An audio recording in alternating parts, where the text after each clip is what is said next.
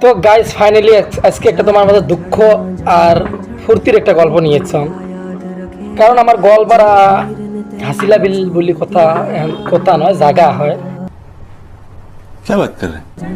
তা ওই জায়গাখানত মানে বহুত মানুষের বাড়িঘর ভাঙছে, অলরেডি বাড়ি ছাপা ক্লিয়ার করছে। তার জন্য এই কথাটা কলুম আর কি। আর অবশ্য সবাই ভিডিও দেখছেন অবশ্যই। তা তার মাঝতে আর একটা কথা, কারো ঘর বাড়ি ভাঙ্গি মানুষ কান্নাকান্দি, বহুত কান্নাকাটি করে যে আল্লাহ তুই নামিয়া আমাকে দেখে আল্লাহ।